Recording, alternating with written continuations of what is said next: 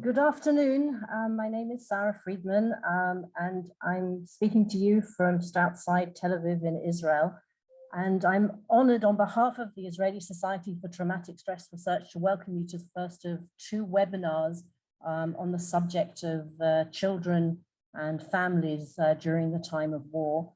And we want to start by thanking ESDSS for all their help in organizing this endeavor. Before I introduce the speaker for today, two technical issues. One, firstly, this session is being recorded.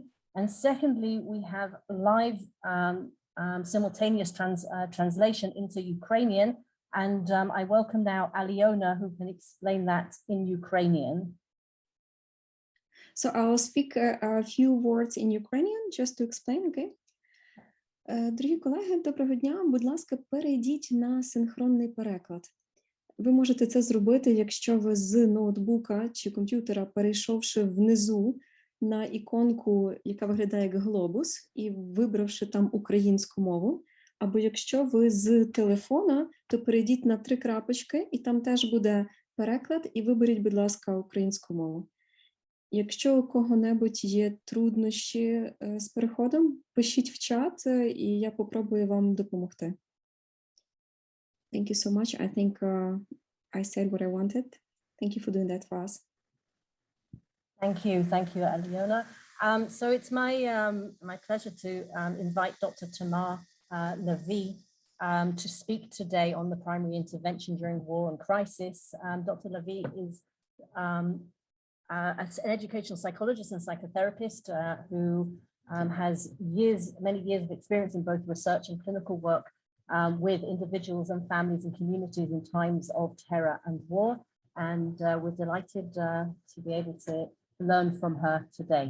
Tamar, thank you. Thank you, Sara, for this introduction. And I would also like to join your thanks to the ESDSS for pulling up this endeavor. I'm very happy for this opportunity to join, and I hope we could be of a little help.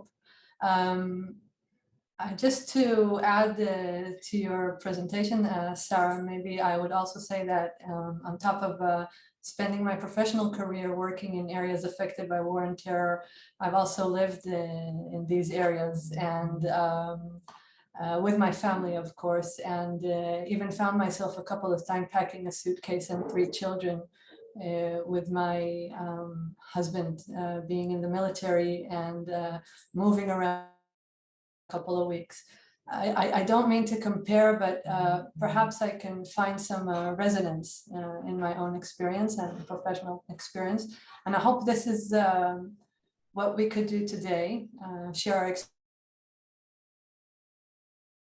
I work in NATAL, which is Israeli Trauma and Resilience Center, aimed to assist people with war and terror trauma that is induced by war and terror. However, I know that the experience is different from the situation in Ukraine today, what we experience in Israel, the type of war, the extensiveness, of course, the situation, the context of being a refugee, which we have little experience. Everything is different. So while some skills may be suitable for working with any type of stress, we know that stress reactions and obviously trauma are very susceptible to the situation and to culture. So if you feel anything that I say doesn't line up with your beliefs, your needs, the context in the area, please feel free to maybe at the end we can communicate, we can think together. And of course, don't hesitate to take whatever it is that is said here and change it according to your needs, your beliefs, the situation, and the culture. So after saying all this, I guess we can begin.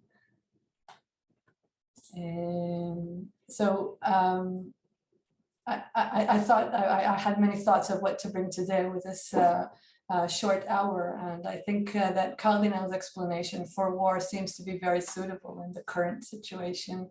where reality as we know it is shattered abruptly. And sometimes it seems, I don't know, but here from Israel, it seems that something about the world order has been shaken. Of course, daily lives and daily routines. And this resets the equilibrium between the demands and the resources. There's a shift, and there's a heavy weight for the demands, and while the resources, both internal and those in the surroundings, are in severe shortage. And according to this, just to remind about this situation and the demands coming from outside, I'm not going to go in depth to these concepts, but I think we should all bear in mind these three concepts that I've laid down here. The situation is a situation of ongoing shared trauma. Of course, considering this and the timeline, we're not yet dealing with PTSD, if PTSD is the suitable diagnosis here. In this kind of situation, the emergency becomes an emergency routine. It creates an allostatic load that has a toll which is psychologically and physiologically different in a way from a short-term, even a very intense short-term emergency. In these kind of routines, where the danger is imminent, it's present and it's real. And many behaviors that would otherwise be pathologized may be very adaptable for this certain situation. What we do when we look at behaviors and symptoms is we kind of widen our eyes and we blur the boundaries between what is normative and suitable and what is pathogenic. For the people that we meet, we see sometimes that the sense of recruitment that may have been there during the first phase of the emergency is somewhat decreasing. We see more impatience growing, anger, there are more conflicts within the families, there are doubts, despair, because the situation, the longer it gets, the hope diminishes. It affects the motivation to engage in our roles for students learning, playing, and of course adults, their jobs. And in this context, we have to put our expectations and aims of the intervention in line with the context and help parents understand this in the manner of their children. We also, in these kind of situations, adapt an ecological point of view, which help us to both understand, formulate the intervention, and pass it on to the parents. In this sense, and obviously with line of this specific talk, we remember the centrality of parents, especially mothers. And I understand the situation is that most men stayed in Ukraine, so you definitely see most of the mothers, but the centrality is there in any sense of a crisis. The symptoms of mothers are related to symptoms of children more strongly than fathers. They mediate them through directly and indirectly through modelings, through behavior, through parentic styles and parentic skills. So as much as possible, we want to engage the parents into the child intervention, even if we are called upon to intervene for the child being at the call, the IP, we might arrive and realize that the actual IP is the mother, the parent, and even if not, the more she is present within the intervention, the more effective it may be. Just to note, another important thing is, as Olit Nutman has reminded us, that these lung situations also have an habituation effect. People can adapt to situation. It may take some time, But this is the most common reaction, resilience. Remember Bonanno 2004. And I always remind mothers, especially of masculine terminology to resilience as being ordinary magic, which means that most people, children, will adapt to the situation in a healthy manner eventually.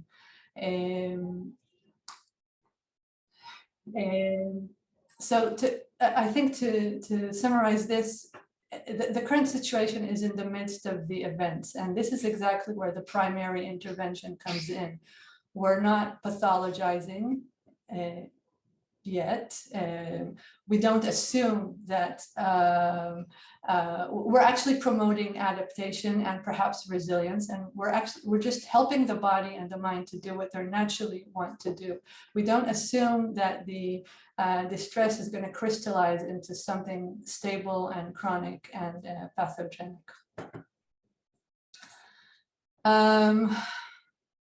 I think just to lay it here, as I said, in such a situation, we have to be very modest and very, maybe even specific with our the aims that we put into our interventions. And I'm not going to go over them. You can all read them. The aims as are put for primary interventions are such.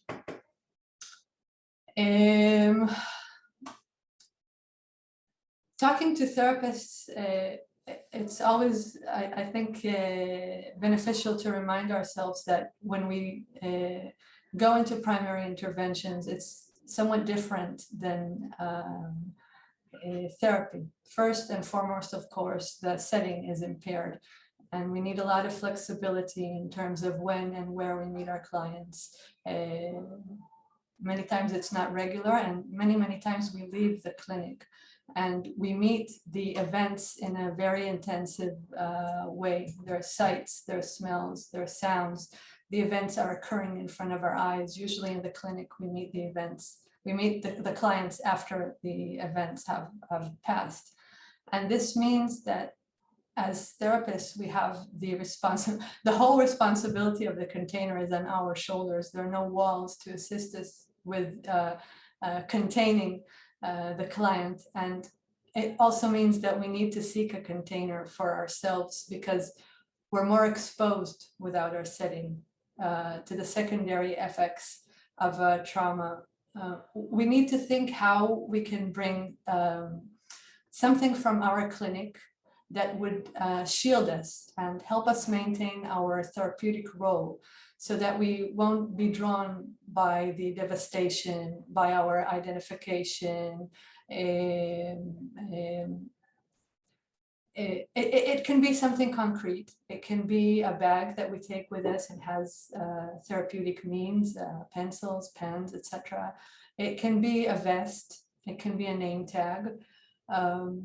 It could be a mental mantra that we take with ourselves, keep reminding us that we are the therapists. Something that would give us an anchor. It could also be a colleague, a supervisor. In Israel, we try to work in pairs when we go to emergencies. It's not always possible. It could be just taking a moment to prepare before we leave. It could be thinking about the boundaries that we want to set. Where are our ethics at? How can we keep our ethics? How can we keep our respect to the clients, despite the fact that everything around us is very hectic? Do we have red lines that we would not want to cross? Things that we do not want to expose ourselves, especially being in shared reality. Are there some cases that we won't want to take? Some therapists say that they can't take cases that remind them of their own children. Are there cases or times when we would say, today I stay home? Maybe it's to ease the worry of our children. Maybe it's to take a break and breathe deeply and to create more space for us to be able to go out again. Another difference, of course, is that many times primary interventions are very shortened, and many times you meet the survivor one time. And since we don't know if we can meet the clients again, we have to think of how we really have to figure out quickly what our expectations are from this meeting, what are our goals, how are we going to achieve them, and how do we want to end the session? What do we want to give away to the survivor that we met when he leaves the room? As the aims of primary intervention, and as I mentioned before, we want to, I think in most cases, we want the people to leave feeling just a little bit better, and that he or she is able to help themselves and perhaps to help others in their surroundings. And they have been able to do that during our meetings, and they can do that again without us being next to them. Very small steps, very small things that they can do for themselves. And for this reason, the interventions, the immediate interventions, are very suggestive, which not all of us always do in the clinic.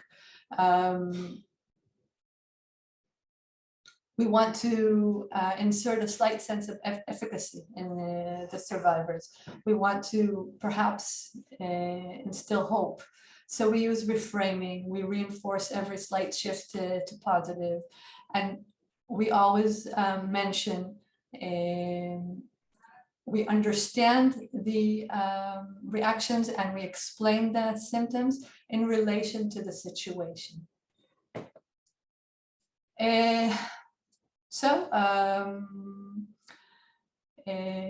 I think we can dive into some of the working models that we have. I've mentioned 4 here. I don't think we will have time to discuss more than 2.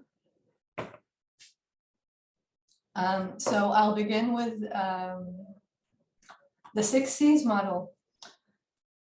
The 6 C's is a psychological first aid approach. It was created by Dr. Moshe Farchi. And his wish was to retrieve immediate functioning. Its basic aim is to help the person shift from a state of helplessness and passivity into active and effective functioning. The model focuses on shifting people from the limbic system reactivity to a prefrontal cortex activation. According to Moshe Farchi, it's most suitable in the immediate aftermath of the events, minutes even, through hours or days.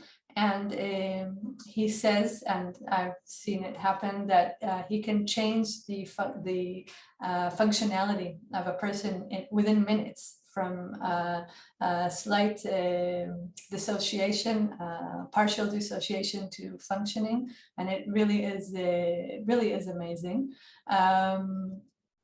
But I think that if we understand the principles underlying this model, it could be helpful to intervene in a wider range of times, and not only minutes, hours, or even days after the event. So being really swift and short about the model, which it's a very simple model, and that's one of the beauties of this model. There are 4 simple steps, or rather components, to achieving functional activation of survival. The first is to create contact and commitment, a committed contact, if we may say. It's aimed to relieve the survivor's sense of loneliness. And the instant of approach, when we just meet the survival and present yourself, we actually say the simple sentence, "I'm here for you. And I'll be here until you feel better." Now, I know we can't really communicate in this large meeting, but I know that sometimes when I teach this model, people say that they feel uncomfortable of saying this, I'll be here until you feel better, because they are they are afraid that they'll have to stay for hours next to the survivor. And I always say that immediate intervention, a meeting is sometimes longer than 50 minutes, but I've been into some situations. I even recall a girl I have met in her house where the ceiling on top of her, right on top of her bed, was wide open, and a rocket fell, and her bed was filled with cement and dirt. And I didn't stay there more than 2 hours. Now, it's not therapy, once again, but she felt a little bit better, and I felt it was okay to pass on her caring to her parents and to the community. So, of course, if you don't have at least 2 hours, maybe it's not wise to do one-on-one interventions. But I think sometimes just being committed is enough for someone to relax and to calm down and to help you help them. The second component is aimed to promote a sense of control. And it's done with little challenges aimed to lessen the confusion we see in survivors and their hopelessness. It's actually providing chances for little activities that and make small choices. For instance, when I arrive in houses that were next to, that were in streets that were bombarded, I can enter a house and I look around, of course, to see if this would be appropriate. But if it is, I say, could you please pour me a cup of tea? I would really appreciate it. I come to the children and I ask them to show me their bed, show me their dolls, take me around the house. In a center, in an evacuee center, I would ask if there's someone you would like to call. Would you like us to sit or stand? Where would you like us to sit? How would you like us to position the chairs? It's little decisions that once they make, they regain a sense of efficacy and control. The third component is cognition. It's to shift the individual into cognitive functioning. It's to re-engage the prefrontal cortex. And we do this by asking questions about facts, the order of the events, reasoning the reaction. So if someone would say, I ran away, I want to know why they ran away. If someone would say, I shouted, why did you shout? We ask about the chronological order. I can ask how many people were around you. How did you arrive? What bus did you take? Forms are very good for regaining cognitive functioning. We want to diminish a little bit the emotional reaction. We want to give people things to think about. And with children, we can even engage in games, number and word games, which hopefully I'll go over in the next slides. The next component, the last component, is the continuity. It's we want to orient the survivor to the space and to time, and to create a reasoned narrative, rational narrative. So this is the model in a nutshell. I think, as I said, the model can be used in many situations, and it can also be regarded in a community or a familial manner if we have in mind the concepts and not just the actions. So in a family manner, I would advise the family to think how they can connect, how they can increase their connection together. And I ask parents to increase their physical touch with the children, to have to put their presence into words. We are here now. We're together, mom and you, and we're together. We want to ask them to promote the challenge, provide roles, duties, little duties. They have to be able to achieve them If they need some help, the children, if the children need some help in achieving the role, it's okay. They have to be small, and yet they have to be real. So the child has to know that what he's done has a meaning. So we also want to appraise these roles, but we don't give away the roles. On the contrary, you can be in charge of a flashlight, you can be in charge of a bag, you can be in charge of packing, you can be in charge of tidying, etc.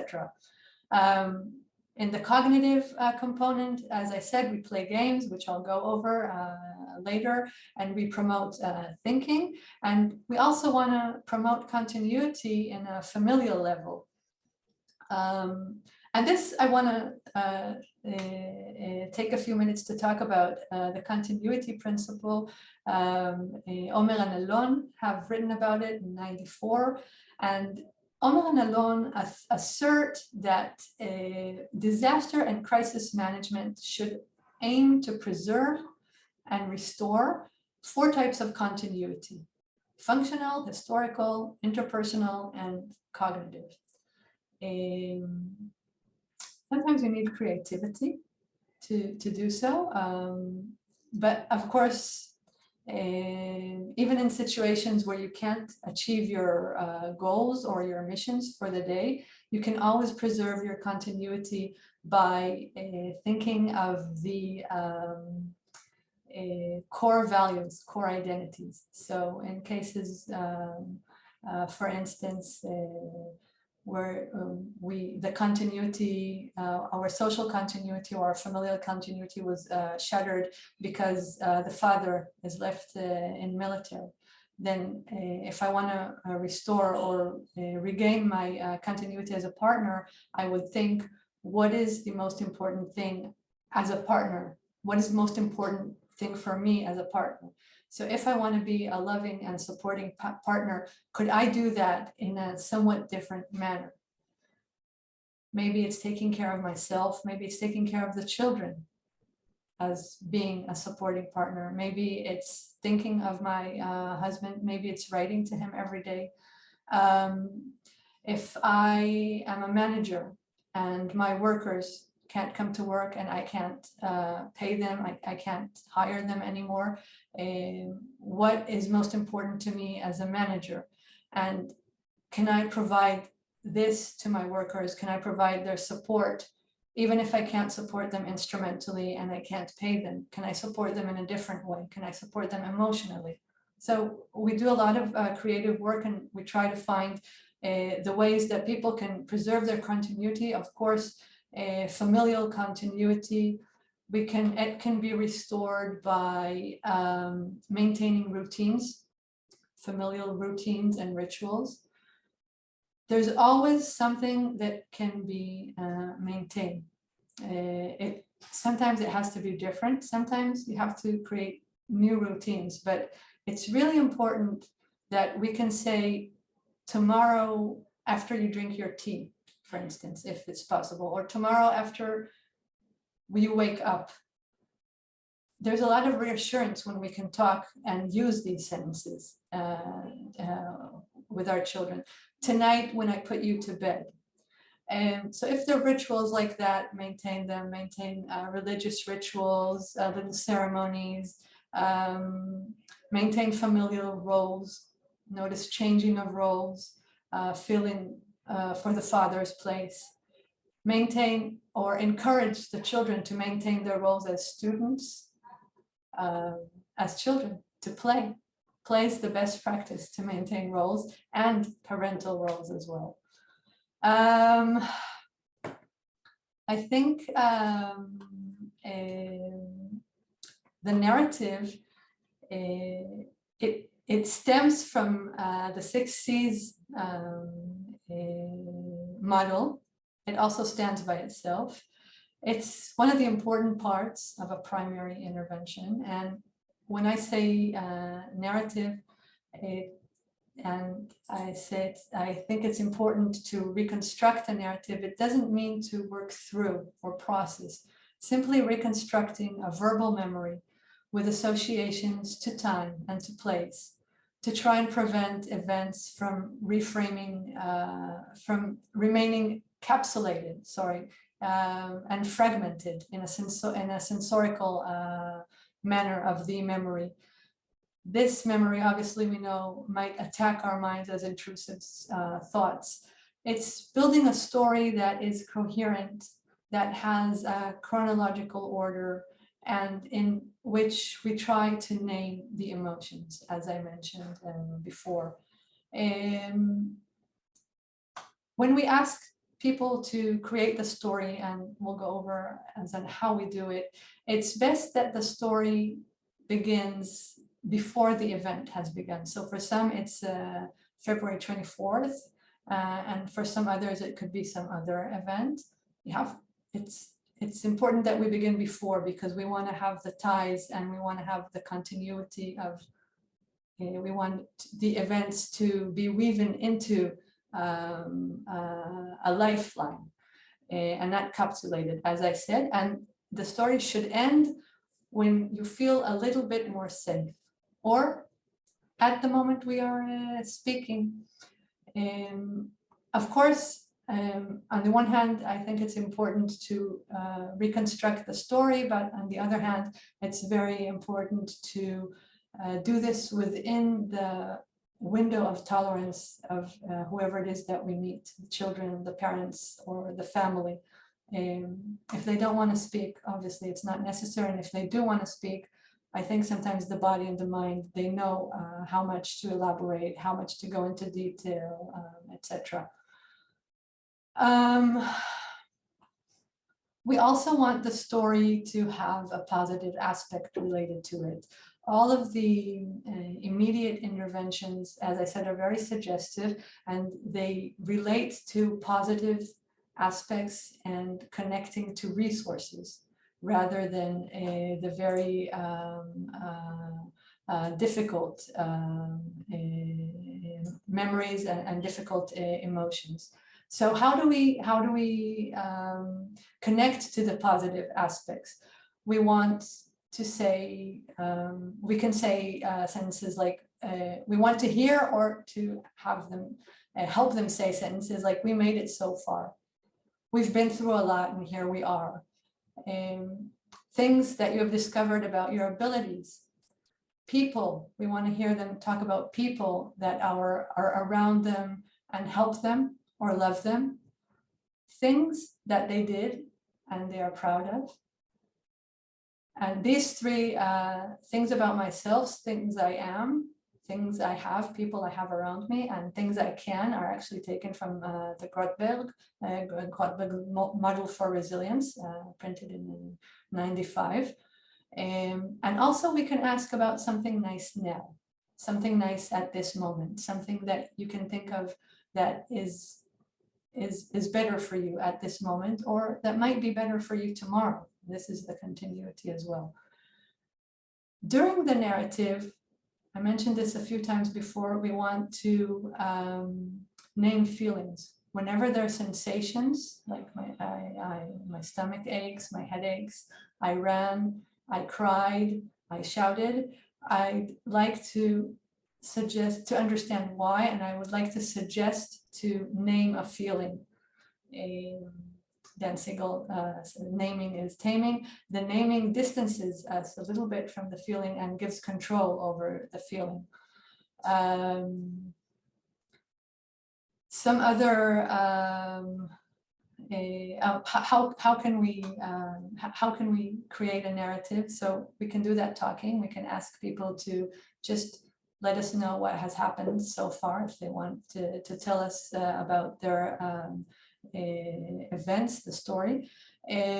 We can use creative means. We can draw it on a paper. What we usually ask children or families is to take a paper and fold it into 3 parts. One part would resemble where we were before all this began, with symbols and colors. The other part represents the events that we've been through, and the third part represents either now or the future. We can have a mother-child story, we can have a familial story, we can have a journal. in the familial story, which is really, really nice, everybody says something, and you can have games going around it. Everybody say something that you loved about our house. Everybody choose a window that you liked looking through and gone. Something that you like to eat, something that you like to do in the house, and then something about the way and the road and the events. And you can create a journal, and this is use your own creativity, use social media, photos, whatever it is. And also you can combine the narrative and a family ritual. So this would enhance your routine. So every day at some point of the day, we sit and we figure out what we've done today. And this way, the memories are stored in some kind of an order. Last thing that maybe I could say about a narrative is that narrative needs to be, especially with children, we try to notice it, narrative needs to be developing. If a narrative is stuck with no resolution, with nothing positive about it, we need to help them expand their narrative. Once again, use all your creativity, storytelling. Let's imagine that a soldier was coming, anything fantastic can happen with children. So I guess regarding narratives, said a lot.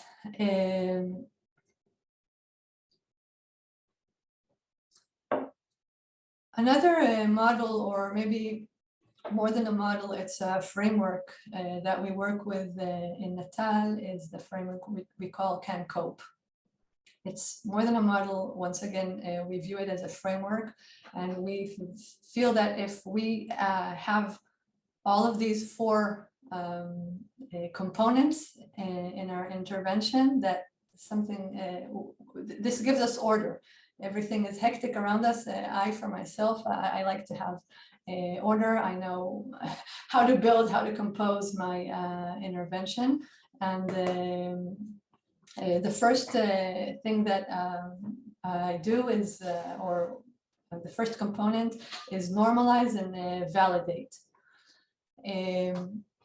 Again, a very simple sentence helps do it. Something like, in this situation, or after what you told me that you saw, after what you've been through, it makes sense that you feel this way. It makes sense, and you can name a behavior, that you cried. It makes sense that you are upset, etc. This shifts the heavy burden of the behavior and the reaction from the person to the situation. And that's what normalizing and validating is all about, I think.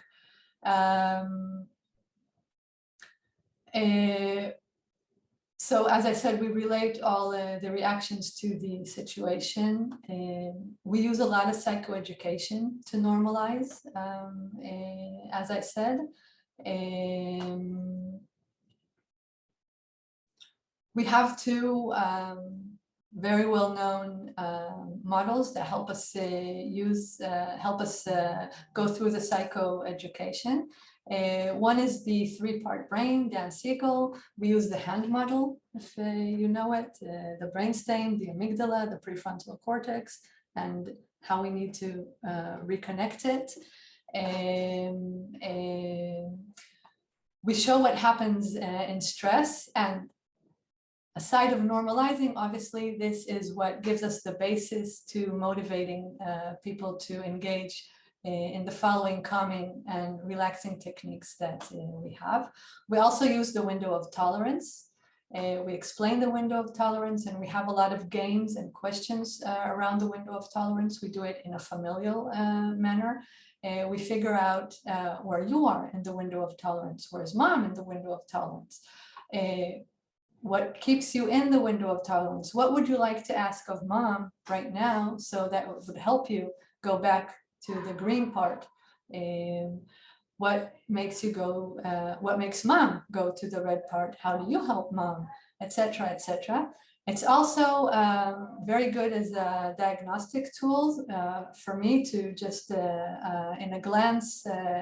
It helps us reframe because for the for the red zone, the hyper reactivity, we use cognitive grounding, breath work, mindfulness is suitable. And for the hypo, we use more physical grounding, activity, challenges, roles. And we also use this for parental guiding.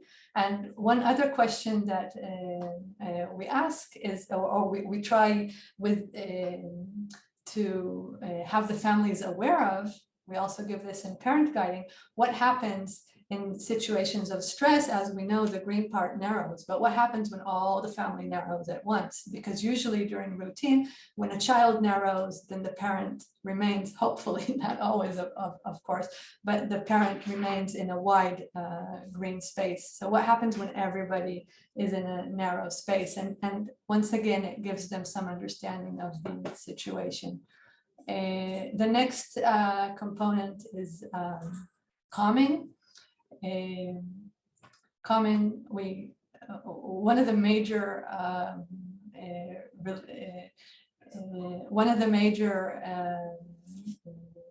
things that help us calm down is information, of course. So we want to give information even about the situation.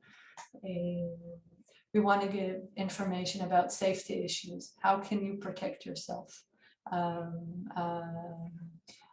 safety plan. What happens if mommy leaves the house and she doesn't come back?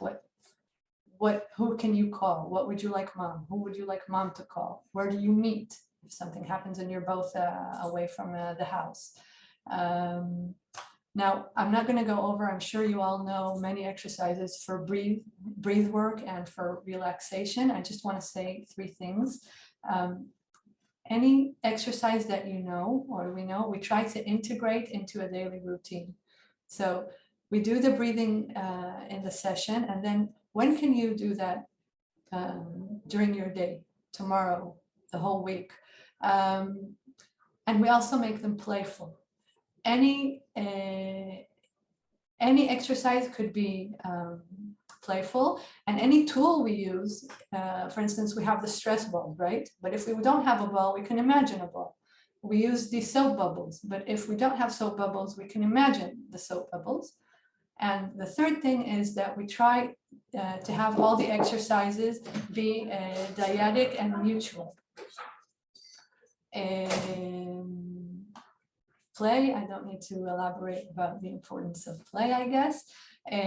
I'm seeing the clock, and I understand that there's not a lot of time more, but I do want to go over maybe grounding. As you know, there's a grounding top bottom and bottom up. So the top bottom grounding is very nice. As I said before, we can have many games of number games and wording games. I think you all know 7 boom, we count with a family, and every time we get to 7 or to a multiple of 7, you have to say boom. You can do it easier, 3s or 5s. Count back from 100. Word games, as many words that begin with C. All the people that we know that their names begin with M. You can elaborate with that. People that we miss and begin with M. ABC games, I say a word, you say a word that begins with the letter my word ended with, etc. Grounding together, the first, who's the first to see 5 blue things in the room? Who's the first to see 5 triangle things in the room? Guessing games, everybody guess, what am I thinking of? It's in the room, and everybody has to look around. Regarding the top bottom touch and sensation, so we urge parents and siblings to use more hugs, massages, tickles, cold water, any texture, tapping the butterfly tap, for those of you who practice EMDR. I even bring my kit, I even have hand cream. And this really helps me engage people. I remember once during session, in the middle of session, siren erupted and we all had to go to the shelter. And in the shelter, there was a lady who was very distressed and she didn't want to communicate with anyone. So I went back to the room and I brought my hand cream and I offered her some, no talk, just would you like to put some hand cream? And then it feels good, right? And it smells good, right?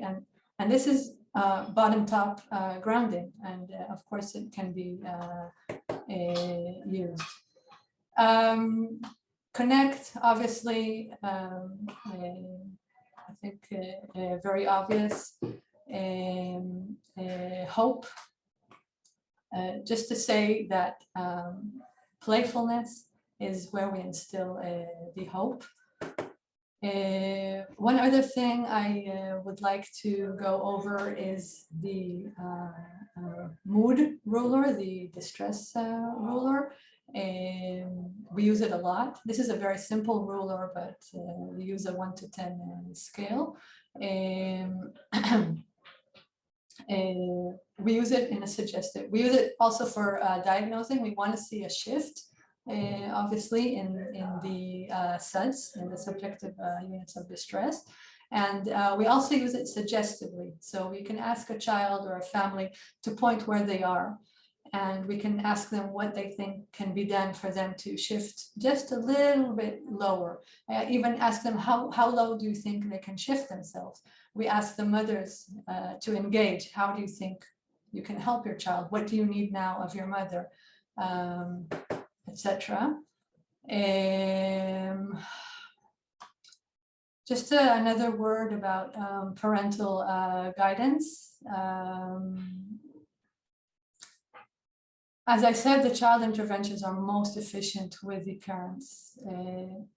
I view my sessions with the parents as modeling for the connection that I would like the parents to create with their children. A non-judgmental and a caring attitude. And once again, to relate the symptoms and the reactions and the behaviors to the situation. I also want to support the parents and encourage them to take care of themselves. It's for the children, of course. I explain the centrality of the parents-child, the relation between their symptoms. And it's not just for them to feel the burden, but it's also to give hope because they have they have the opportunity to help promote their children's resilience. If they have influence, they can promote the children's resilience. I know I'm running and rushing. There's one little thing I wanted to say about continuous traumatic stress situations, kind of our dictionary. In these situations, because the threat is imminent and it's real and it's current in the present, people sometimes view the attempt to calm down as a very threat to their survival. And so we don't ask people, even if you practice mindfulness or so, we don't ask people to let go. We don't ask people to calm down. This is what we do, or relax. We say, let's try to manage the stress. I don't know, in Israel, in Hebrew, when you say breathe, it annoys people very much. So we try to say, especially because they think it's kind of criticizing them as being stressed. Maybe it's suitable to other cultures, I don't know. But it's more notice the air, inhale, exhale. In Israel, we realized many years ago that we don't use the term safe place. When we say safe place, people say there's nowhere safe. So we say somewhere or someone that would make you smile. Try to imagine someone that opens the door and makes you smile. Obviously normalizing, continuity, and something everybody who does CBT knows about the importance of differentiating the dangerous and scary. Okay, last thing, releasing. I've mentioned the forms here. I don't know in your situations, but for us, sometimes they're very important for future compensation. So it's something figure. It's, I don't know, however you work, we find them important. We want to give some psychoeducation about symptoms expected, again, to enhance control. We want to encourage concerns for basic needs, give contact information, and give strategies, external and external, for them to take with something that they take from this session and out. What are you going to do? When you leave here, what are your plans? What are you going to do? And could you name one little good thing that you're going to do to yourself? It could be hugging my child. It could be phoning someone that I miss. It could be taking 5 minutes to myself and listening to my music. We need internal strategies of, as I said, something good that I do to myself, maybe a mantra that you decide upon together. And one of the techniques that we taught you, what can you take from here and when in the day are you going to use it? I think in a nutshell and rushing and that would complete this in a nutshell, the immediate intervention talk. I think if we have time for questions, it would be a good time to see if we have any questions.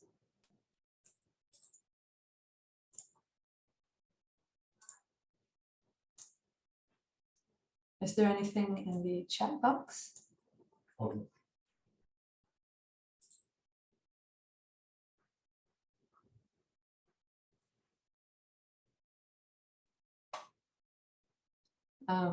Sara, do you see any questions? Anything that you'd like to elaborate on? Things that weren't maybe that were too much of a nutshell? Thank you very much. I know that I learned something, and I think from the comments that we're seeing, lots of other people did as well. I'm not sure there are any questions that I can see, but maybe we could ask in Ukrainian, maybe that, I don't know if there are anything that people want to, if they don't feel comfortable writing. I can see that there are lots of requests for the slides. So I hope that that's something that might be possible. But I can't actually. Yes, see any definitely. I can questions. send the slides. Also, any other materials that are needed. And I think that possibly a lot of your materials are translated, so that's important. Yeah, as well. Our So- website, the current relevant website is, I put it down here. Okay, so there's a question here about commenting. Hang on, it's just disappeared from my. Could you comment on purposeful use of self? Purposeful use of Self. Purposeful use of self. self, as in, I am not sure that I fully understand. Maybe whoever asked the questions, would you like to orally ask it or verbalize, or Sara, if you have an idea? I'm trying to read this quickly. The person has said naming your own experience of trauma. Naming the experience, I think when I was saying naming, I was referring more to emotions that would somewhat distance us. If you can read in Dan Siegel writes about it a lot, and his website, apparently also in MRIs that were done, once we name the emotions, the prefrontal cortex is going into, is reactivated, and we name the emotions, and we also try to rate them on the emotion scale. So you were distressed. How distressed were you when the rocket fell? Oh, that was 10. Okay. And now how do you feel? 9. Oh, so there's a difference between 10 and 9. That's great. Do you think you can go down even a little bit more? No. 8.9, would that be possible? Let's see. Now, that's naming and rating of the emotions. Okay, thank you. And the follow-up question from the same person is, do you share with clients your own personal experience of trauma to help them? Oh, that's that's as always in therapy. It's a big question. Sometimes I do. I realize that where I used to work in Israel, sometimes the first question a client would ask me is, where do you live? So they want to know if I deeply understand what they're going through. And when I would say that I live in the area, something would open. I think, I'm not sure, you know, usually in therapy, but in continuous and shared traumatic stress, I think there is a great bond. And obviously it could be complicated inside of therapy with roles shifting, etc. But it also opens some great opportunities. Obviously, I do it in a contained, limited manner. And sometimes clients would call the therapist to see how they're doing, which is something that is not normal in therapy sessions, because they know my settlement was bombarded, and it's a human interlude of connection, I think. Okay, thank you. I can't see any more questions, but there was one question about the next webinar, which is going to take place next Monday, and details of the webinar and the registration can be found on the ESDSS website. So again, one more question just come in. What suggestions could be provided for the flashback situations? Well, first, I don't know if I mentioned it, but when we do relaxation, I don't ask people to shut their eyes, which is sometimes it's intuitive for us. We're used to do that. I ask them to gaze in the space, to choose a dot in the space. Everything we do in terms of reconstructing a narrative is supposedly aimed to prevent the flashbacks. When we try to reconstruct the story and it is contained in memory more associatively, more verbally, then sometimes it eases the flashbacks. Obviously, everything we do for grounding, a flashback is when we have the 2 feet in the event. And in continuous traumatic stress, I don't presume we can have 2 feet on the here and now, but I want at least 1 leg here and now. And that would be quite enough for me. And also I normalize the flashbacks because they're very scary sometimes. Okay. Thank you. So thank you very much. Again, Tamar, for your time and your experience and sharing that with everybody. And thank you everybody who took part. So thank you. And we'll leave it there for now. Thank you. Bye.